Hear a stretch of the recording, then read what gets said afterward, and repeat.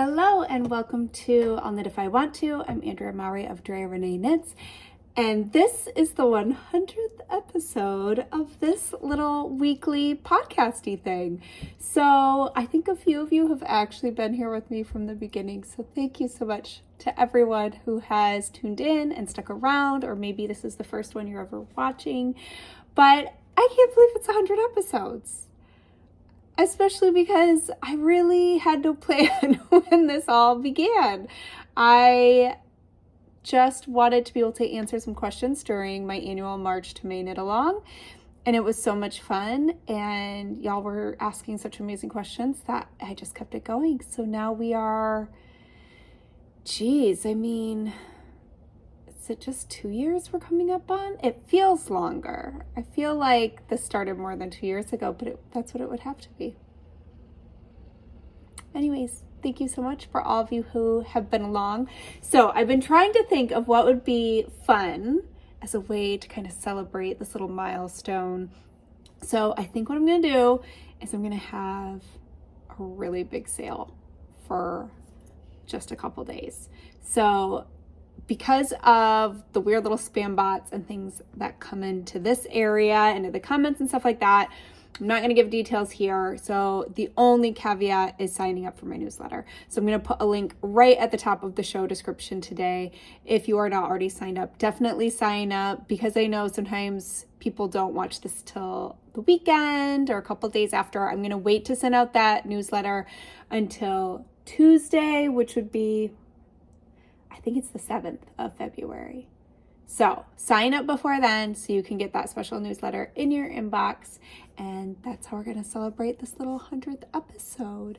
And yeah, thank you again to everyone who has joined me on this little adventure. All right, let's get into some questions. Oh, first off, today I am wearing my Alpenglow sweater. And this was this year's Rhinebeck sweater. So it is very cold here and gonna get colder for a couple days before it evens out a little bit, but it's nice for getting cozy. I'm also wearing wool pants, which I'm pretty excited about because they're very cozy as well.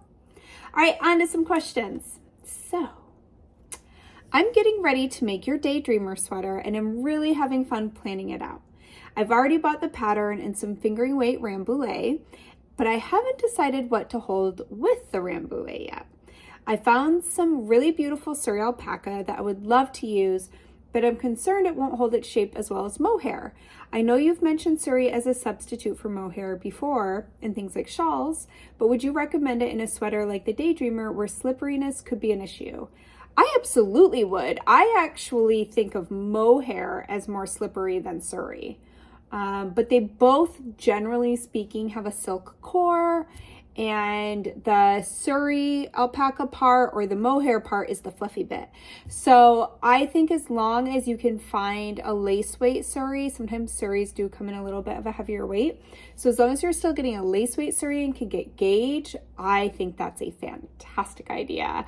I actually myself prefer Suri alpaca over mohair. I think mohair is fantastic. I've definitely used it in a number of my patterns like the Daydreamer, but it tends to have a bit more of a squeaky quality to me than Suri alpaca. Suri alpaca is more like soft fluff, where mohair there's something squeaky about it to me.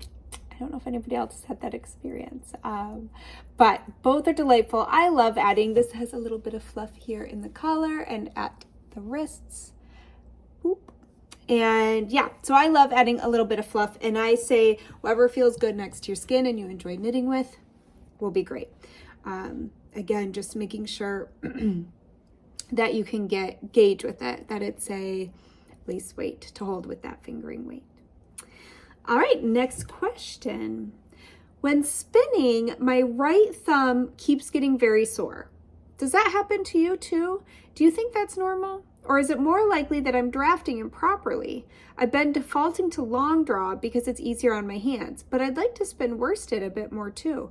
So I would be curious, what hand is your front hand when you're spinning? So for me, even though I'm right dominant, I draft with my left hand. Now I'm like right? Yeah, I do. Because I also ply with my left hand going forward. I just plied a skein of yarn yesterday.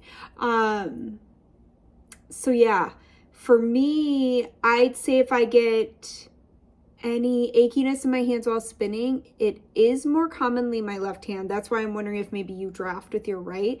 So what you could be experiencing is a little carpal tunnel.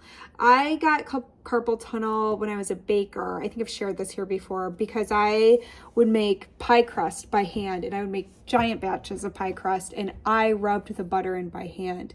And what gave me that carpal tunnel was that repetitive strain of this pinching motion. So I find when I'm spinning, sometimes I do that same pinching motion and I'll notice that I get that bit of a tweaky, ouchy, achy feeling. So for me, I need to rest. I also, as far as how to help that maybe not happen as much or to relieve that pain, definitely doing things like hand stretches. You can find loads all over if you just Google hand stretches. But what I'm kind of wondering is if you're also pinching too hard onto your fiber, and that could be a number of reasons why, but one could be because your break is up too far, depending on what kind of tension you're using on your wheel, if it's Scotch or Irish. I use Scotch tension, so I found that it was way worse for me in the beginning when I was first learning to spin, because I was afraid to touch anything on my wheel. So like I just left my brake where it was for a while, and it would just sometimes tear the fiber right out of my hand. So I would kind of strangle it, I would hold it so tight. So I do always come back to, you've probably, it's kind of common for spinners to hear the tip of pretend you're holding like a baby bird while you spin. Like you don't want to like squeeze and pinch too much. So when I lighten up my brake, I'm able to loosen up my grip on the fiber, because I'm not so concerned about it getting tugged out of my hand before I'm ready for it to. I just got to take a quick drink of water here.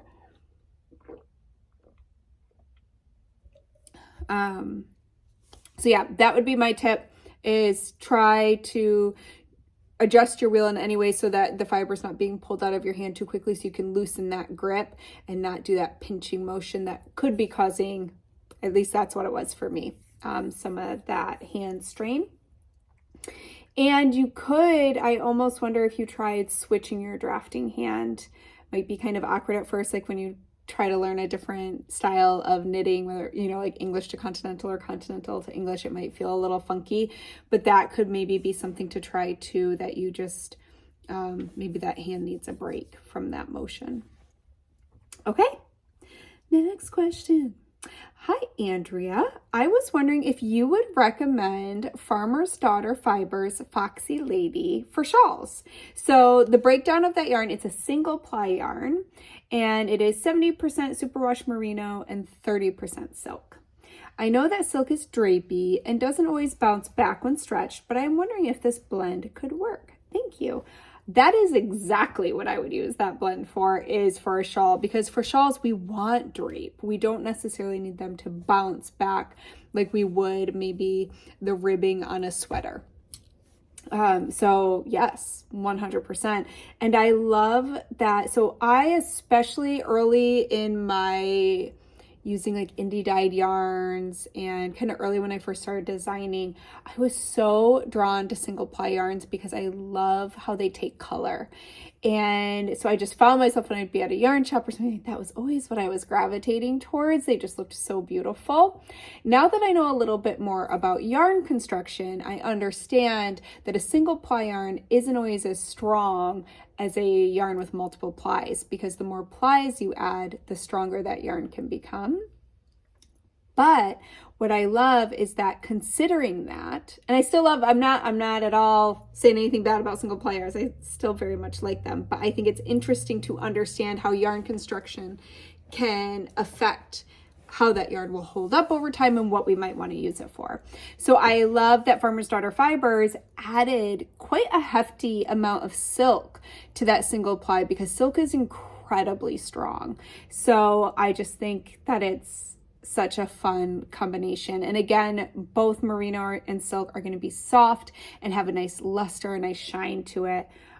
So yeah, I think it will be beautiful for shawls. The only thing I will say is I don't know that I would use it for a lace shawl. I have used single ply yarns for lace, but they tend to not open up and show all the eyelets and everything as well as a 2-ply yarn would.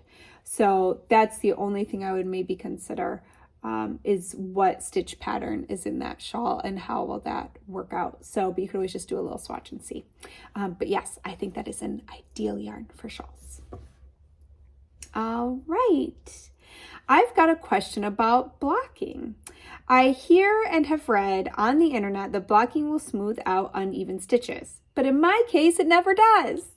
I'm wondering if there's a magic step I'm missing or a secret technique I'm not aware of to help the stitches become more relaxed and even. Thank you for your help. So, blocking very much can help even things out. Like in a sweater like this, like in my yoke here, before I blocked my yoke, this color work probably would have just looked a little bit, I'm trying to make it look unblocked, but yeah, I just think that I lost my train of thought because then I started fiddling with my sweater. So with something like color work or cables or lace, they will look quite a bit different post blocking because it helps everything open and smooth. That being said, it's not going to fix everything if you have a lot of inconsistencies in your knitting. For instance, if you row out, blocking is not going to fix that. So what rowing out is when we are knitting stockinette fabric flat, so we keep all of our knit stitches on one side and all of our purl stitches on the other. So that would be like I knit a row and then I turn my work and I purl a row, and I keep doing that back and forth to create just basic knit fabric. So a lot of people will have what looks like ridges in that fabric, and that's because when we purl, we use a little more yarn than we do when we knit. And so this can create those ridges because all those purl rows are using up, they're a little bit bigger stitches than our knit rows. And so that's why you can see those ridges. And that's something that blocking just isn't gonna hide. In that case, my point being, there are inconsistencies that you'll need to fix with your tools and with technique that blocking just unfortunately can't really help. So for something like rowing out, what I would suggest doing is using a smaller needle on your purl rows and a larger needle on your knit rows. So let's say I'm knitting my knit rows with a US 5 needle, I would drop down to a 4 for the purl row. And a really easy way to do that is if you use interchangeable needles, you can have a size 5 tip on one end and a size 4 tip on the other. So you work across your knit row with the 5, and then when you turn, you're ready to use the size 4 to purl across the other way. Also, you can do combination knitting, which is when you purl wrapping the yarn underneath the needle tip instead of over the top, and that actually uses a little less yarn so that your purls are closer in size to your knits. The only caveat to that technique is that you would then need to work the next row through the back loop because it does twist your stitch. I realize that this was not the question asked, but now that I'm sharing, I'm just going to keep going. And my other tip is to possibly try switching your knitting technique, because I used to struggle with some rowing out when I knit English, and then I switched to continental and my knits loosened up enough to where they matched my purls and I didn't row out anymore. So anyways, I know I just answered a bonus question there, but my guess is that where you're not getting blocking to even things out is because it's more of a technique thing that needs to be adjusted. But blocking very much will bring to life. It's going to smooth out your color work. It's going to help your cables become really defined, and it's going to open your lace, even with just regular stockinette fabric. Oh, that's the other thing I want to touch on is how you're blocking. So it can very much, some yarns are going to bloom and have more of a change with blocking than other yarns. So for instance, like linen, a linen yarn is going to be quite stiff and kind of crunchy pre-blocking, and it's really going to soften up and have more drape post-blocking. wool is gonna puff and fill in, and that's what a lot of people are talking about when they say it evens out with blocking, is when we assume we're using that a wool yarn was used or a wool blend, and once that has been thoroughly soaked, so definitely making sure you soak your knits long enough. Again, I've shared in the past how I block, but I definitely put whatever I'm blocking, whether it be a new yarn I've spun or a finished knit, I let it soak for probably at least a half an hour, and usually longer, because I like to run pretty warm water, put my knit in there, and then I don't take it out until that water's cooled off. And so making sure that you saturate it to the core, because if you're not really saturating that yarn to the core, it's not going to be able to kind of poof and bloom as much, I have found. And yeah, then just roll it, getting out as much moisture as you can, and then laying it flat to dry. So yeah, just kind of making sure you're giving it that full opportunity to soak and then relax and dry afterwards when you're blocking. And you might see a little bit more of a better evening out, if you will. All right, next question. Last question. I have been starting to dabble in spinning. I have some plain white cream roving from a local sheep farmer. I don't even know the breed and didn't think to ask way back when I bought it. It is a more rustic roving, and I am not sure if I will be able to wear it next to skin. I have some other softer merino roving I plan to spin. Do you think I could ply the merino single with a single of the rustic wool? Would that help soften it up? Is it okay to ply different breeds or even different fiber together? I don't have a blending board yet, so I can't blend it with fibers. So you absolutely could do one ply of each. The thing is if you feel like the more rustic roving is maybe going to be a little irritating against your skin, I think having a ply of it in that yarn, even if you plied it with the merino, you might still find it irritating.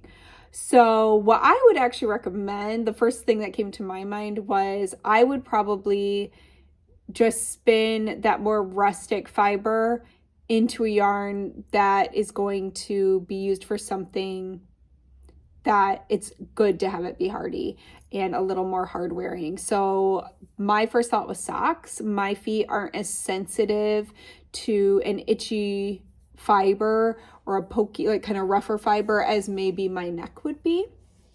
Or my back. My back is actually like my upper back is where I tend to get irritated. I can wear pretty hardy wools, but if I'm gonna get itchy anywhere, I tend to feel it like right on my upper back.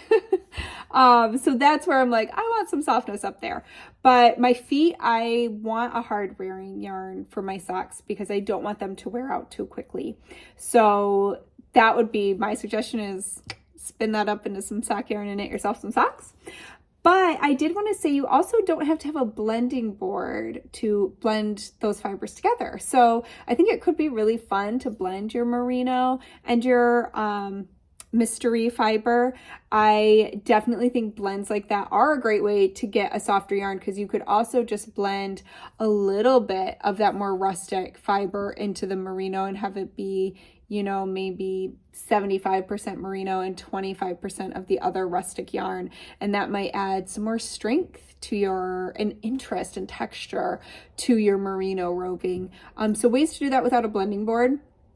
For one, you could just hand blend. So basically you are kind of pulling, like you would take a chunk of each and then you're just kind of drafting them in your hands and then kind of sandwiching them together, and you continue pulling.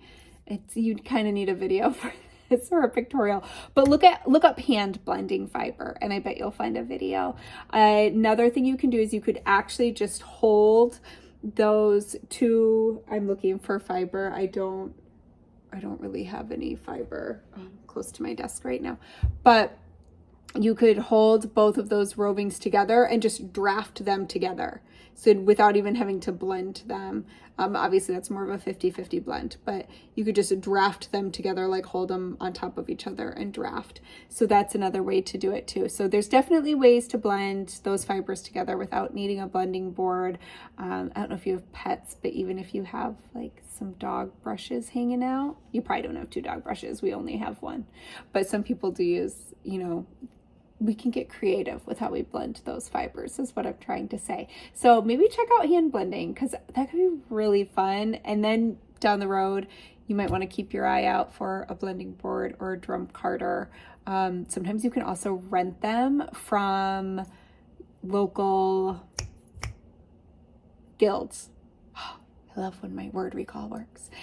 So that has been a great tip I've gotten this past year as I've kind of been learning more about like weaving guilds, and there's spinning and knitting guilds. So if you have one local to you, a lot of times they'll have resources that you can rent out, because a lot of the fiber arts materials can be pretty pricey, and you don't necessarily need to own them all. You know, if you just want to try this project, or at least to try it out and make sure it's something you would utilize enough to invest in.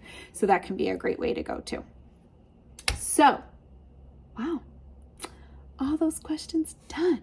I do have a little show and tell. So I am starting to feel better, which is really exciting. I have more energy, and yeah, I can feel all of like my creative juices flowing again, where it's really hard to not want to just be full back into work mode, because I have all these ideas. I'm like, oh my gosh, I have to get them out of my head because, but it's a good thing. It's very exciting. But one thing I'm working on is a cowl, and the cowl I'm working on is for my DRK Everyday series. So I have a DRK Everyday sweater and socks, and I have found that those patterns are the ones that I just want to knit and have knit again and again. And so now I'm working on a cowl for that series that I have already knit, I think 4 of them, but I'm trying to try them out on lots of different yarns, because I just want it to be one of those ones that when you just want to get something on your needles, this is the pattern. So anyways, I definitely wanted to do a hand spun one, and I didn't have any hand spun in the quantity for the weight I wanted to use. So I spun this up. This is from Hello Yarn. I believe the colorway was Fine by Me, and I love it so much. She only had 3 braids of it. I bought all that she had. I secretly hope and pray that she will decide to bring this colorway back, because I love it so much. It is just, I'm trying to get like that light to really hit it. It's actually still drying. I just love it. Love it, love it, love it. So, and I had so much fun with the way I spun it. So because I had 3 braids, I was actually the first, which I'm surprised I did this, because I love this colorway so much and I knew I couldn't get more. So I was like, it was in the special box, you know, but I was going to Port Spinners. Port Fiber, the 1st and 3rd Friday of every month, does a little spinning group, which is so much fun. So I was going, I think it was my first one I was going to. And I was in the middle, I think, of a big plying project. I was like, well, I don't want to bring that, because it's just hard to set up plying and to move it. Once I've started plying, I have to finish it. I don't want to move it. So I was like, okay, I'm just going to grab a braid and just spin it. So I actually grabbed my first braid of this colorway and spun it. And I had no plan. I didn't take any notes. I don't know what I was thinking. It was not my greatest Andrea Spinner moment. So I had these 2 other braids hanging out, and I was like, what do I do? At first I was thinking, I love this color so much that I want to be able to stretch the amount I have. So I was kind of thinking of a combo spin, but then I didn't want to taint the beauty of the colorway that I already loved so much. And I didn't really have any other colors in my fiber stash that I felt like would really complement it. instead of, I didn't want anything to take away from these colors. I just love them. Love looking at them. So, that part's a little loosey. Anyways, I am pretty sure that the first braid I spun just end to end. I don't think I split it at all, which also is not my favorite way to spin. There are times when I really want to keep, when you're spinning from a painted top and it has different colors going on, I generally, depending on how much of that fiber I'm going to spin, for some reason in my head, I'm always trying to keep the color changes as long as possible. So by spinning across the top of the braid, I'm spinning that whole color for as long as possible before going on to the next color, if that makes sense. So I'm pretty sure that's what I did, but no one will ever know because I did not take notes. So then I was like, okay, I have these 2 other braids. I'm just going to do a big old fractal spin. So fingers crossed in my head is what I was thinking, that I spun that first braid end to end. So then braid number 2, I just divided in half, spun those, each one end to end. And then my 3rd braid, I divided into 4 vertically and then spun those each end to end for a big ol' fractal spin. And I am so excited with how it turned out. I cannot wait to see what it looks like knit up, because that's the thing. And that's why you have to knit with your hand spun, because you really don't know what's going to happen. I mean, it looks beautiful. Again, it's still drying, but let me see if I can kind of twist this into like a skein for you to see.